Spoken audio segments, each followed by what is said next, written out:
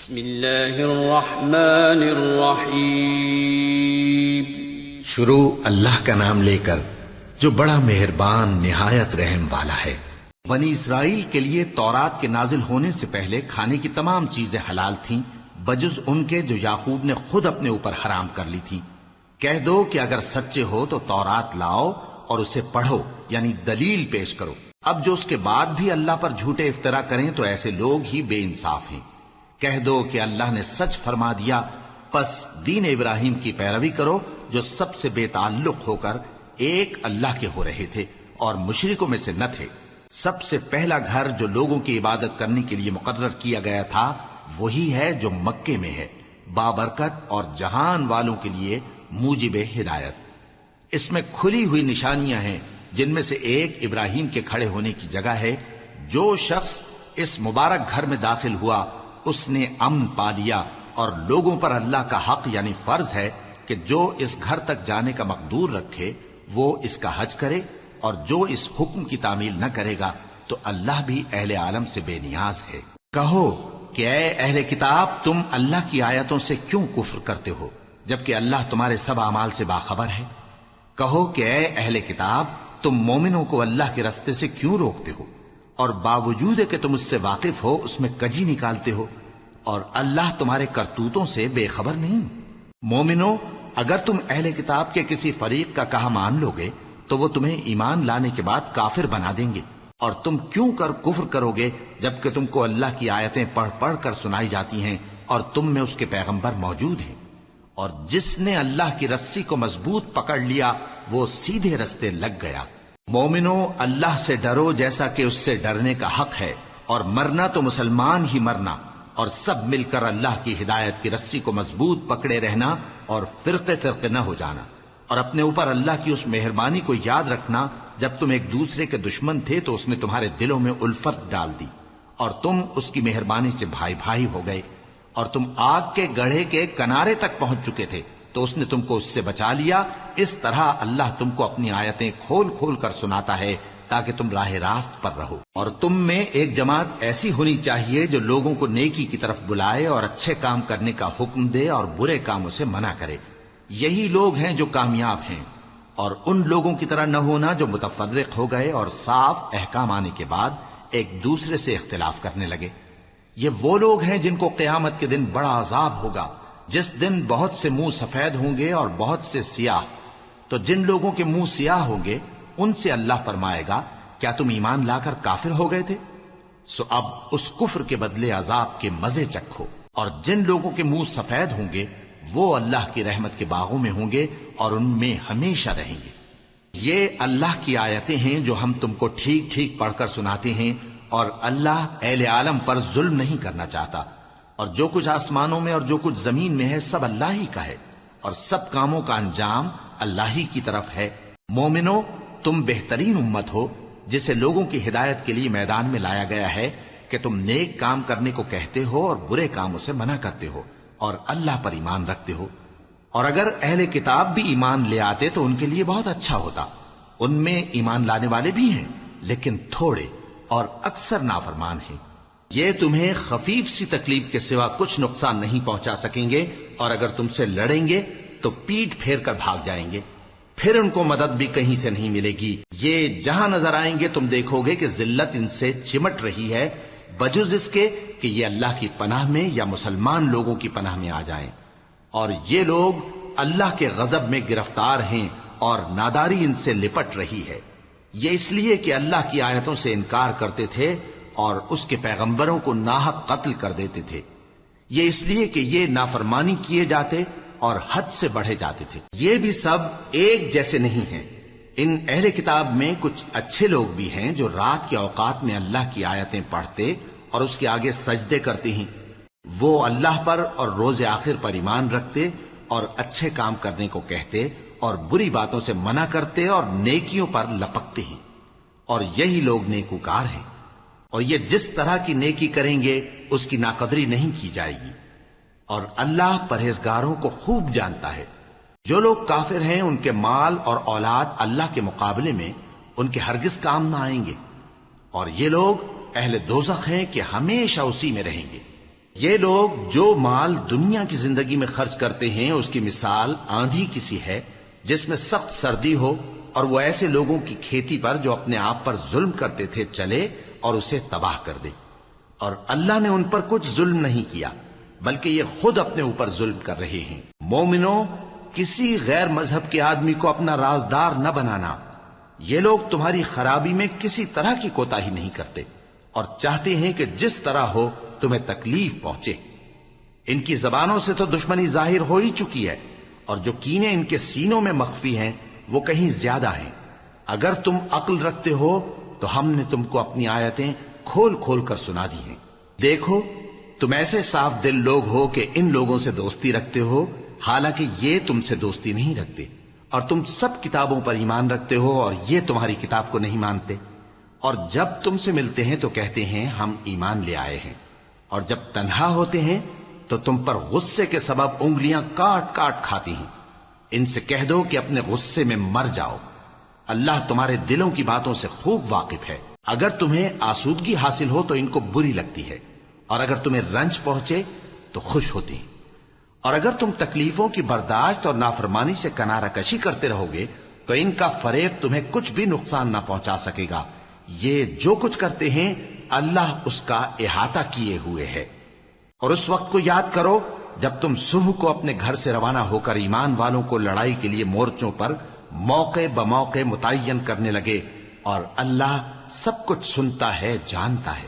اس وقت تم میں سے دو جماعتوں نے جی چھوڑ دینا چاہا، مگر اللہ ان کا مددگار تھا، اور مومنوں کو تو اللہ ہی پر بھروسہ کرنا چاہیے.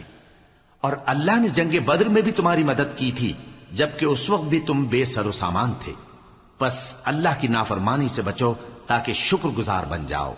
جب تم مومنوں سے یہ کہہ کر ان کے دل بڑھا رہے تھے کہ کیا تم کو یہ کافی نہیں کہ تمہارا پروردگار 3000 فرشتے نازل کر کے تمہیں مدد دے؟ ہاں، کیوں نہیں.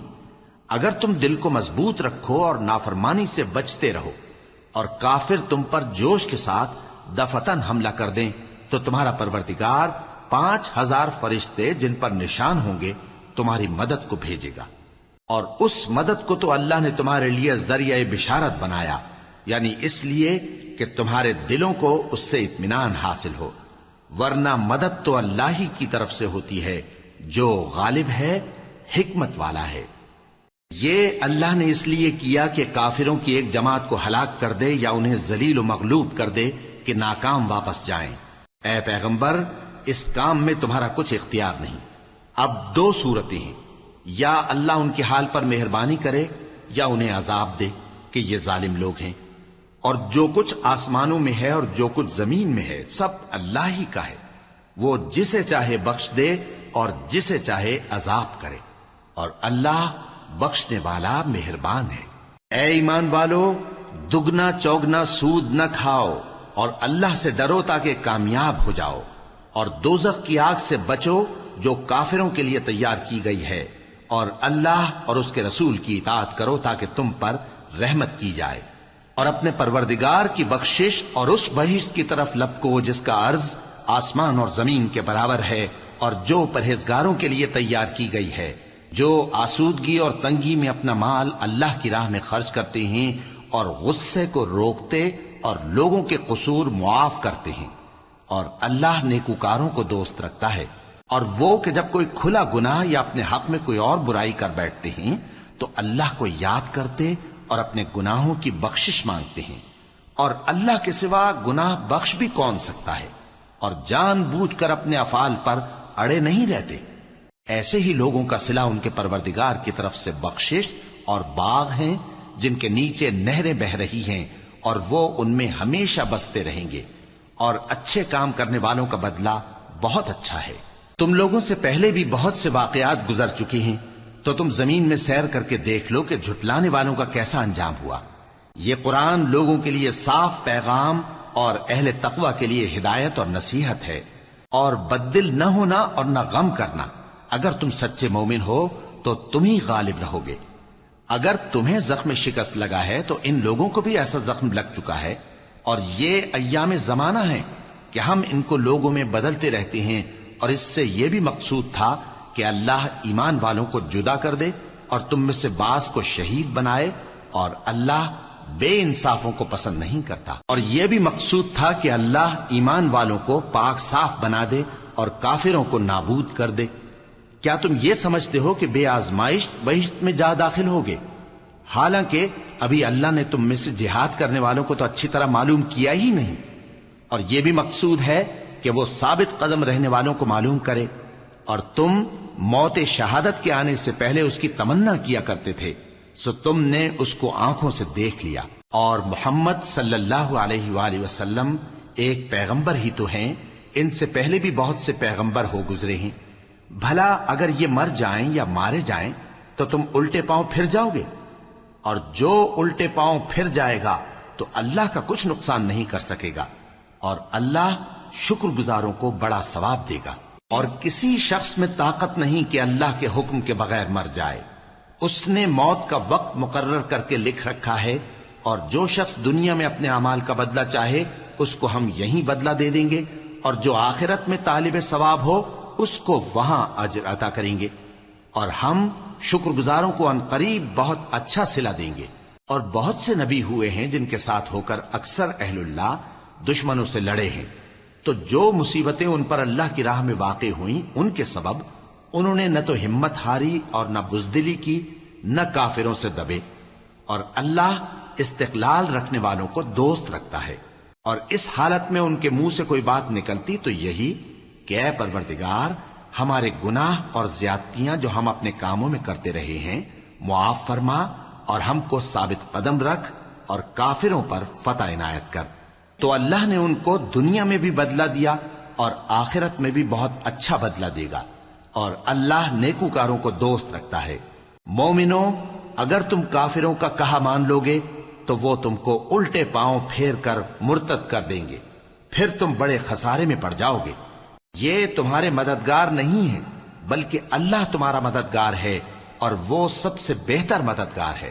ہم ان قریب کافروں کے دلوں میں رعب بٹھا دیں گے، کیونکہ یہ اللہ کے ساتھ شرک کرتے ہیں جس کی اس نے کوئی بھی دلیل نازل نہیں کی، اور ان کا ٹھکانہ دوزخ ہے، وہ ظالموں کا بہت برا ٹھکانہ ہے۔ اور اللہ نے تم سے اپنا وعدہ سچا کر دیا، یعنی اس وقت جب کہ تم کافروں کو اس کے حکم سے قتل کر رہے تھے، یہاں تک کہ جو تم چاہتے تھے اللہ نے تم کو دکھا دیا۔ اس کے بعد تم نے ہمت ہار دی اور پیغمبر کے حکم کی تعمیل میں جھگڑا کرنے لگے، اور تم نے اس کی نافرمانی کی۔ بعض تو تم میں سے دنیا کے طلبگار تھے اور بعض آخرت کے طالب۔ اس وقت اللہ نے تم کو ان کے سامنے سے ہٹا دیا تاکہ تمہاری آزمائش کرے، اور اس نے تمہارا قصور معاف کر دیا، اور اللہ مومنوں پر بڑا فضل کرنے والا ہے۔ وہ وقت بھی یاد کرنے کے لائق ہے جب تم لوگ دور بھاگے جاتے تھے اور کسی کو پیچھے پھر کر نہیں دیکھتے تھے، اور رسول اللہ صلی اللہ علیہ وآلہ وسلم تم کو تمہارے پیچھے کھڑے بلا رہے تھے، تو اللہ نے تم کو غم پر غم پہنچایا تاکہ جو چیز تمہارے ہاتھ سے جاتی رہی یا جو مصیبت تم پر واقع ہوئی ہے اس سے تم غمگین نہ ہو، اور اللہ تمہارے سب اعمال سے خبردار ہے۔ پھر اللہ نے اس پریشانی کے بعد تم پر تسلی نازل فرمائی، یعنی نیند، کہ تم میں سے ایک جماعت پر طاری ہو گئی، اور کچھ لوگ جن کو جان کے لالے پڑ رہے تھے اللہ کے بارے میں ناحق ایام کفر کے سے گمان کرتے تھے، اور کہتے تھے بھلا ہمارے اختیار کی کچھ بات ہے؟ تم کہہ دو کہ بے شک سب باتیں اللہ ہی کے اختیار میں ہیں۔ یہ لوگ بہت سی باتیں دلوں میں مخفی رکھتے ہیں جو تم پر ظاہر نہیں کرتے تھے۔ کہتے تھے کہ ہمارے بس کی بات ہوتی تو ہم یہاں قتل ہی نہ کیے جاتے۔ کہہ دو کہ اگر تم اپنے گھروں میں بھی ہوتے تو جن کی تقدیر میں مارا جانا لکھا تھا وہ اپنی اپنی قتل گاہوں کی طرف ضرور نکل آتے۔ اس سے غرض یہ تھی کہ اللہ تمہارے سینوں کی باتوں کو آزمائے اور جو کچھ تمہارے دلوں میں ہے اس کو صاف کر دے، اور اللہ دلوں کی باتوں سے خوب واقف ہے۔ جو لوگ تم میں سے احد کے دن جبکہ مومنوں اور کافروں کی دو جماعتیں ایک دوسرے سے گتھ گئیں جنگ سے بھاگ گئے تو ان کے بعض افعال کے سبب شیطان نے ان کو پھسلا دیا تھا، اور یقیناً اللہ نے ان کا قصور معاف کر دیا۔ بے شک اللہ بخشنے والا ہے، بردبار ہے۔ مومنوں، ان لوگوں جیسے نہ ہونا جو کفر کرتے ہیں، اور ان کے مسلمان بھائی جب اللہ کی راہ میں سفر کریں اور مر جائیں یا جہاد کو نکلے اور مارے جائیں تو ان کی نسبت کہتے ہیں کہ اگر وہ ہمارے پاس رہتے تو نہ مرتے اور نہ مارے جاتے، یہ اس لیے کہ اللہ ان لوگوں کے دلوں میں افسوس پیدا کر دے، اور زندگی اور موت تو اللہ ہی دیتا ہے، اور اللہ تمہارے سب کاموں کو دیکھ رہا ہے۔ اور اگر تم اللہ کے راستے میں مارے جاؤ یا مر جاؤ تو جو مال و متاع لوگ جمع کرتے ہیں اس سے اللہ کی بخشش اور رحمت کہیں بہتر ہے، اور اگر تم مر جاؤ یا مارے جاؤ تو اللہ کے حضور میں ضرور اکٹھے کیے جاؤ گے۔ پھر اے نبی، اللہ کی مہربانی سے تم ان لوگوں کے لیے نرم مزاج واقع ہوئے ہو، اور اگر تم بدخو اور سخت دل ہوتے تو یہ تمہارے پاس سے بھاگ کھڑے ہوتے، سو ان کو معاف کر دو اور ان کے لیے اللہ سے مغفرت مانگو، اور اپنے کاموں میں ان سے مشورت لیا کرو، اور جب کسی کام کا پختہ ارادہ کر لو تو اللہ پر بھروسہ رکھو، بے شک اللہ بھروسہ رکھنے والوں کو دوست رکھتا ہے۔ اگر اللہ تمہارا مددگار ہے تو تم پر کوئی غالب نہیں آ سکتا، اور اگر وہ تمہیں چھوڑ دے تو پھر کون ہے اس کے بعد تمہاری مدد کرے۔ اور مومنوں کو تو چاہیے کہ اللہ ہی پر بھروسہ رکھیں، اور کبھی نہیں ہو سکتا کہ کوئی پیغمبر خیانت کرے، اور خیانت کرنے والوں کو قیامت کے دن خیانت کی ہوئی چیز اللہ کے روبرو لا حاضر کرنی ہوگی، پھر ہر شخص کو اس کے اعمال کا پورا پورا بدلہ دیا جائے گا، اور ان کے ساتھ بے انصافی نہیں کی جائے گی۔ بھلا جو شخص اللہ کی خوشنودی کا تابع ہو وہ اس شخص کی طرح ہو سکتا ہے جو اللہ کی ناخوشی میں گرفتار ہو، اور جس کا ٹھکانہ دوزخ ہے اور وہ برا ٹھکانہ ہے۔ سب لوگوں کے اللہ کے ہاں مختلف درجے ہیں، اور اللہ ان کے سب اعمال دیکھ رہا ہے۔ اللہ نے مومنوں پر یقیناً احسان کیا ہے کہ ان میں انہی میں سے ایک پیغمبر بھیجے جو ان کو اللہ کی آیتیں پڑھ پڑھ کر سناتے اور ان کو پاک کرتے اور انہیں کتاب و حکمت کی تعلیم دیتے ہیں، اور پہلے تو یہ لوگ کھلی گمراہی میں تھے۔ بھلا یہ کیا بات ہے کہ جب احد کے دن کفار کے ہاتھ سے تم پر مصیبت واقع ہوئی، حالانکہ جنگ بدر میں اس سے دگنی مصیبت تمہارے ہاتھ سے ان پر پڑ چکی ہے، تو تم کہنے لگے کہ یہ آفت ہم پر کہاں سے آ پڑی؟ کہہ دو کہ یہ تمہاری ہی شامت اعمال ہے کہ تم نے پیغمبر کے حکم کے خلاف کیا، بے شک اللہ ہر چیز پر قادر ہے۔ اور جو مصیبت تم پر دونوں جماعتوں کے مقابلے کے دن واقع ہوئی سو اللہ کے حکم سے واقع ہوئی، اور اس سے یہ مقصود تھا کہ اللہ مومنوں کو اچھی طرح معلوم کر لے اور منافقوں کو بھی معلوم کر لے۔ اور جب ان سے کہا گیا کہ آؤ اللہ کے راستے میں جنگ کرو یا کافروں کے حملوں کو روکو، تو کہنے لگے کہ اگر ہم کو لڑائی کی خبر ہوتی تو ہم ضرور تمہارے ساتھ رہتے۔ یہ اس دن ایمان کی نسبت کفر سے زیادہ قریب تھے، منہ سے وہ باتیں کہتے ہیں جو ان کے دل میں نہیں ہیں، اور جو کچھ یہ چھپاتے ہیں اللہ اس سے خوب واقف ہے۔ یہ خود تو جنگ سے بچ کر بیٹھ ہی رہے تھے، مگر جنہوں نے اللہ کی راہ میں جانیں قربان کر دی اپنے ان بھائیوں کے بارے میں بھی کہتے ہیں کہ اگر ہمارا کہا مانتے تو قتل نہ ہوتے۔ کہہ دو کہ اگر سچے ہو تو اپنے اوپر سے موت کو ٹال دینا۔ جو لوگ اللہ کی راہ میں مارے گئے ان کو مرے ہوئے نہ سمجھنا، وہ مرے ہوئے نہیں ہیں بلکہ اللہ کے نزدیک زندہ ہیں اور ان کو رزق مل رہا ہے۔ جو کچھ اللہ نے ان کو اپنے فضل سے بخش رکھا ہے اس میں خوش ہیں، اور جو لوگ ان کے پیچھے رہ گئے اور شہید ہو کر ان میں شامل نہیں ہو سکے ان کی نسبت خوشیاں منا رہے ہیں کہ قیامت کے دن ان کو بھی نہ کچھ خوف ہوگا اور نہ وہ غمناک ہوں گے، اور اللہ کے انعامات اور فضل سے خوش ہو رہے ہیں، اور اس سے کہ اللہ مومنوں کا اجر ضائع نہیں کرتا جنہوں نے باوجود زخم کھانے کے اللہ اور رسول کے حکم کو قبول کیا۔ جو لوگ ان میں نیکوکار اور پرہیزگار ہیں ان کے لیے بڑا ثواب ہے۔ جب ان سے لوگوں نے آ کر بیان کیا کہ کفار نے تمہارے مقابلے کے لیے لشکر کثیر جمع کیا ہے تو ان سے ڈرو، تو ان کا ایمان اور زیادہ ہو گیا، اور کہنے لگے ہم کو اللہ کافی ہے اور وہ بہت اچھا کارساز ہے۔ پھر وہ اللہ کی نعمتوں اور اس کے فضل کے ساتھ خوش و خرم واپس آئے، ان کو کسی طرح کا ضرر نہ پہنچا، اور وہ اللہ کی خوشنودی کے تابع رہے، اور اللہ بڑے فضل کا مالک ہے۔ یہ خوف دلانے والا تو شیطان ہے جو اپنے دوستوں سے ڈراتا ہے، تو اگر تم مومن ہو تو ان سے مت ڈرنا اور مجھ ہی سے ڈرتے رہنا، اور جو لوگ کفر میں جلدی کرتے ہیں ان کی وجہ سے غمگین نہ ہونا، یہ اللہ کا کچھ نقصان نہیں کر سکتے۔ اللہ چاہتا ہے کہ آخرت میں ان کو کچھ حصہ نہ دے، اور ان کے لیے بڑا عذاب تیار ہے۔ جن لوگوں نے ایمان کے بدلے کفر خریدا وہ اللہ کا کچھ نہیں بگاڑ سکتے، اور ان کو دکھ دینے والا عذاب ہوگا۔ اور کافر لوگ یہ نہ خیال کریں کہ ہم جو ان کو مہلت دیے جاتے ہیں تو یہ ان کے حق میں اچھا ہے، نہیں، بلکہ ہم ان کو اس لیے مہلت دیتے ہیں کہ اور گناہ کر لیں۔ آخر کار ان کو ذلیل کرنے والا عذاب ہوگا۔ لوگوں، جب تک اللہ ناپاک کو پاک سے الگ نہ کر دے گا، مومنوں کو اس حال میں جس میں تم ہو ہرگز نہیں رہنے دے گا، اور اللہ تم کو غیب کی باتوں سے بھی مطلع نہیں کرے گا۔ البتہ اللہ اپنے پیغمبروں میں سے جسے چاہتا ہے منتخب کر لیتا ہے۔ سو تم اللہ پر اور اس کے رسولوں پر ایمان رکھو، اور اگر ایمان پر قائم رہو گے اور پرہیزگاری کرو گے تو تم کو اجر عظیم ملے گا۔ جو لوگ مال میں جو اللہ نے اپنے فضل سے ان کو عطا فرمایا ہے بخل کرتے ہیں، وہ اس بخل کو اپنے حق میں اچھا نہ سمجھیں۔ وہ اچھا نہیں بلکہ ان کے لیے برا ہے۔ وہ جس مال میں بخل کرتے ہیں قیامت کے دن اس کا طوق بنا کر ان کی گردنوں میں ڈالا جائے گا، اور آسمانوں اور زمین کا وارث اللہ ہی ہے، اور جو عمل تم کرتے ہو اللہ کو معلوم ہے۔ اللہ نے ان لوگوں کا قول سن لیا ہے جو کہتے ہیں کہ اللہ فقیر ہے اور ہم مالدار ہیں۔ یہ جو کچھ کہتے ہیں ہم اس کو لکھ لیں گے، اور پیغمبروں کو جو یہ ناحق قتل کرتے رہے ہیں اس کو بھی قلم بند کر رکھیں گے، اور قیامت کے روز کہیں گے کہ سخت جلن والی آگ کے عذاب کے مزے چکھتے رہو۔ یہ ان کاموں کی سزا ہے جو تمہارے ہاتھ آگے بھیجتے رہے ہیں، اور اللہ تو بندوں پر مطلق ظلم نہیں کرتا۔ جو لوگ کہتے ہیں کہ اللہ نے ہمیں حکم بھیجا کہ جب تک کوئی پیغمبر ہمارے پاس ایسی نیاز لے کر نہ آئے جس کو آگ آ کر کھا جائے، تب تک ہم اس پر ایمان نہ لائیں گے۔ اے پیغمبر، ان سے کہہ دو کہ مجھ سے پہلے کئی پیغمبر تمہارے پاس کھلی ہوئی نشانیاں لے کر آئے، اور وہ معجزہ بھی لائے جو تم کہتے ہو، تو اگر سچے ہو تو تم نے ان کو کیوں قتل کیا؟ پھر اگر یہ لوگ تم کو جھٹلا رہے ہیں تو تم سے پہلے بہت سے پیغمبر کھلی ہوئی نشانیاں اور صحیفے اور روشن کتابیں لے کر آ چکے ہیں کہ ان کو بھی جھٹلایا گیا تھا۔ ہر شخص کو موت کا مزہ چکھنا ہے، اور تم کو قیامت کے دن تمہارے اعمال کا پورا پورا بدلہ دیا جائے گا۔ تو جو شخص دوزخ سے دور رکھا گیا اور بہشت میں داخل کیا گیا وہ مراد کو پہنچ گیا، اور دنیا کی زندگی تو دھوکے کا سامان ہے۔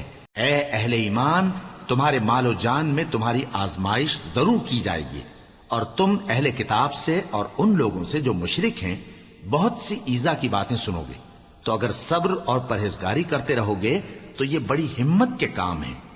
اور جب اللہ نے ان لوگوں سے جن کو کتاب عنایت کی گئی تھی اقرار لیا کہ اس میں جو کچھ لکھا ہے اسے لوگوں سے صاف صاف بیان کرتے رہنا اور اس کی کسی بات کو نہ چھپانا، تو انہوں نے اس کو پس پشت پھینک دیا اور اس کے بدلے تھوڑی سی قیمت حاصل کی۔ یہ جو کچھ حاصل کرتے ہیں برا ہے۔ جو لوگ اپنے کیے ہوئے کاموں سے خوش ہوتے ہیں اور وہ کام جو کرتے نہیں ان کے لیے چاہتے ہیں کہ ان کی تعریف کی جائے، ان کی نسبت خیال نہ کرنا کہ وہ عذاب سے چھٹکارا پائیں گے، اور انہیں درد دینے والا عذاب ہوگا۔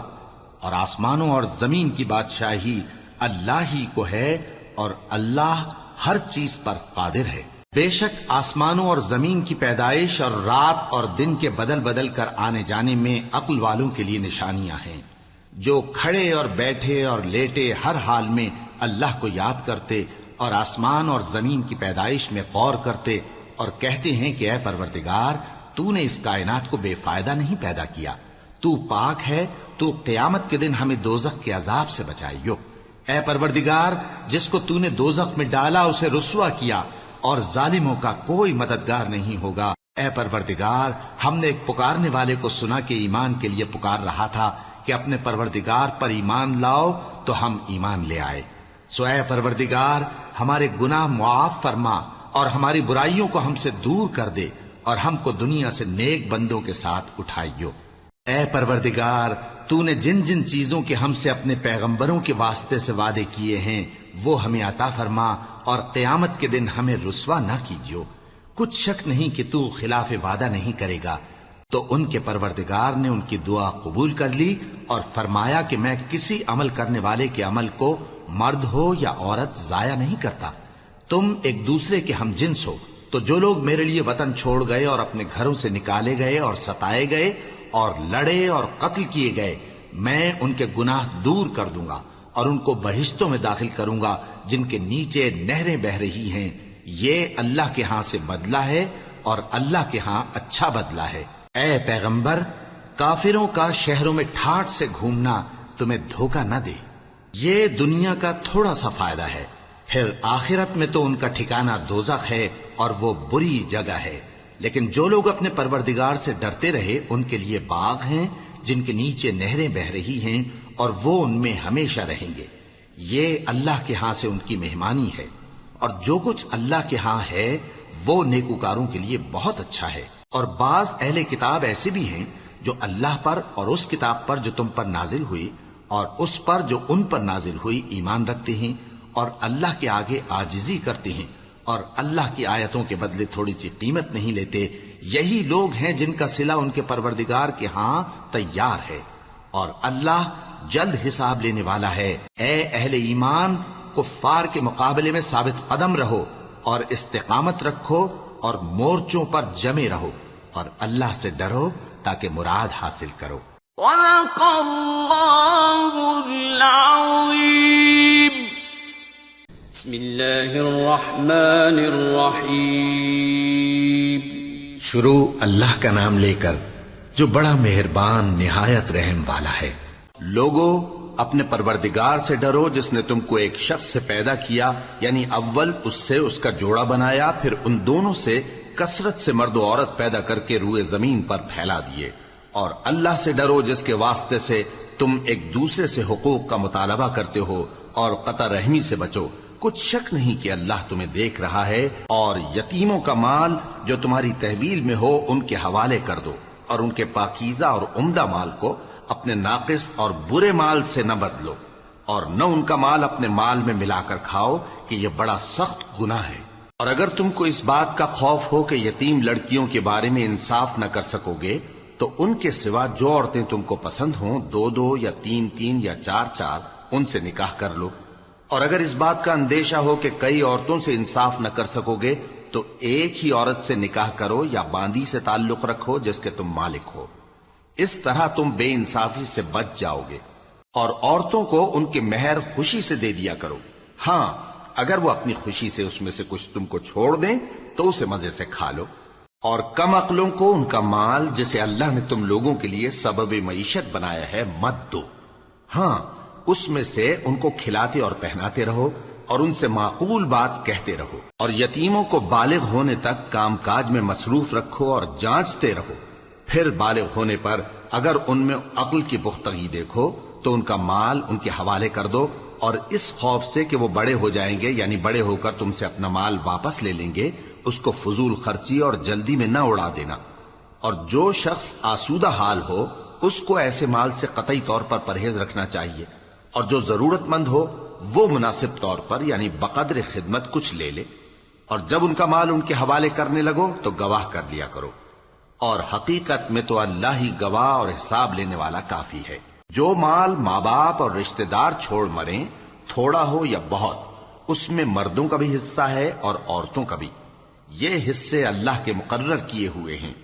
اور جب میراث کی تقسیم کے وقت غیر وارث رشتہ دار اور یتیم اور نادار لوگ آ جائیں تو ان کو بھی اس میں سے کچھ دے دو اور ان سے معقول بات کہو.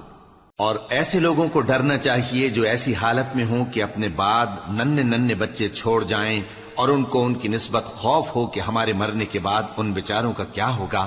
پس چاہیے کہ یہ لوگ اللہ سے ڈریں اور درست بات کہیں. جو لوگ یتیموں کا مال ناجائز طور پر کھاتے ہیں وہ اپنے پیٹ میں آگ بھرتے ہیں اور ضرور دوزخ میں ڈالے جائیں گے.